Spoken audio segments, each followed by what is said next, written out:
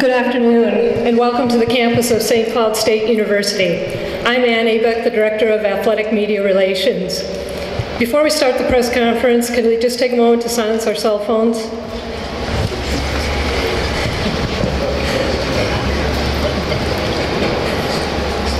Thank you. We're together today for an exciting announcement that comes in the midst of a very successful athletic year at St. Cloud State.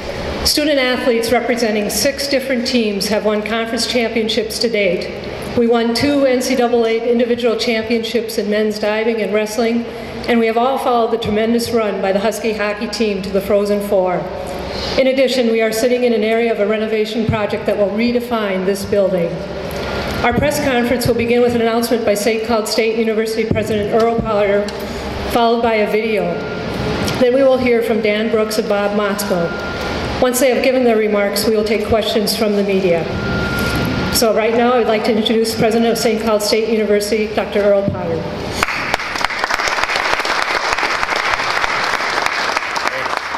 Thank you, Ann.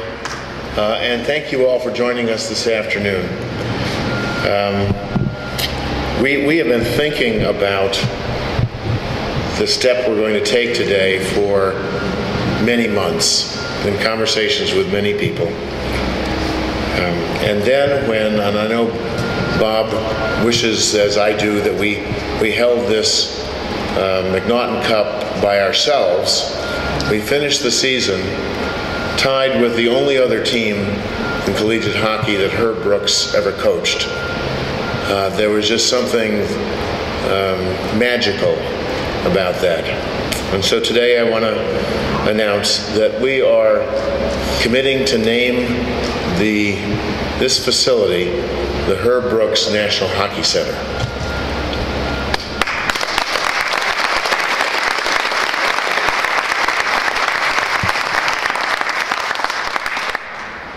When I interviewed, Sue Pratt reminded me, when I interviewed for this presidency, I had researched St. Cloud State, and it was the presence of Herb Brooks, what he said about leadership and what he said about this university that struck me. And so I mentioned that in my interview for the presidency, long before the vision for this facility and the thought of honoring Herb Brooks' legacy in this facility ever came to us. He's been a connecting point for this university. He only coached here for 1 year, 1986 and 97, but he transformed not only hockey, but the vision for the future of this university in the hockey nation and in Minnesota. Husky athletics changed because Herb Brooks was here. He set the stage for Division I hockey. His team in that year completed the Division III era with a third-place finish in the NCAA championships for Division III. A foundation of pride and a sense of possibility that positioned the university well to step into the Division I college year the following year. In this era, there have been 2 coaches, Craig Dahl, who expressed his sorrow at not being able to be here today, and Bob Motzko, both of whom served as assistant coaches with Herb Brooks during their careers. He made a commitment to player development that was heartfelt, that I just think was really realized in the team this year.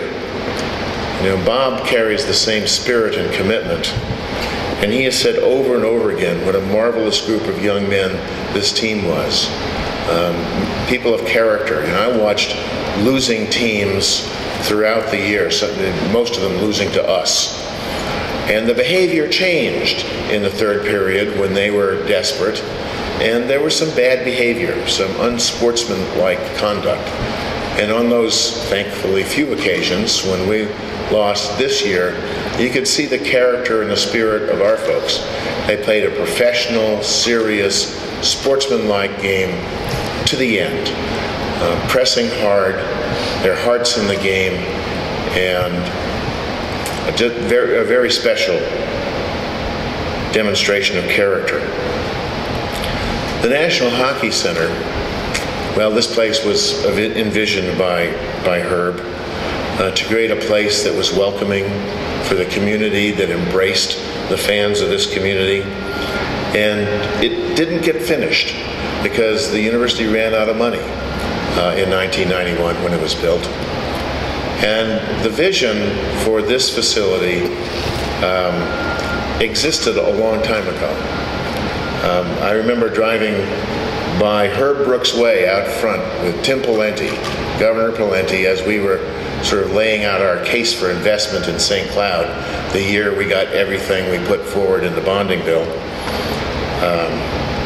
And he said, he looked at the front of this building, he said, "Who designed that?" And I said, "Well, Governor, you know, it wasn't designed that way. It was designed to be different, but we ran out of money and we made do, and it served us well. And we've reached the end of the time when it serves us well, and this building carries that spirit and that vision that was born a long time ago." Herb Brooks saw Division hockey as important to the state of Minnesota and also to central Minnesota. We see it the same way. This is a facility that, although it's a state facility, it is the people's facility. It belongs to the people of Minnesota. And I think there is no better name to have on this facility than the Herb Brooks name. He was a man of the people.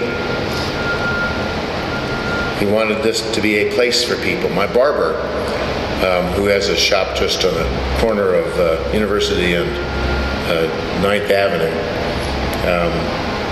was a place that Herb used to visit. My barber tells me that after a bad day at practice, Herb would come in, rant and rave for 15 minutes, say, "I'm okay," and leave. He didn't get a haircut, but that was the place he went to talk about his feelings that day. He was a visionary, and he elicited the best out of every player. And there's one right here, Mike Brzezinski, who knows that. Herb created connections between people and ideas, and St. Cloud State is a place that connects people and ideas. We have a vision for this university. You can see it come alive as you drive throughout campus today. This is our new front door, and I'm very proud to share the news with you that this is the Herb Brooks National Hockey Center. Thank you.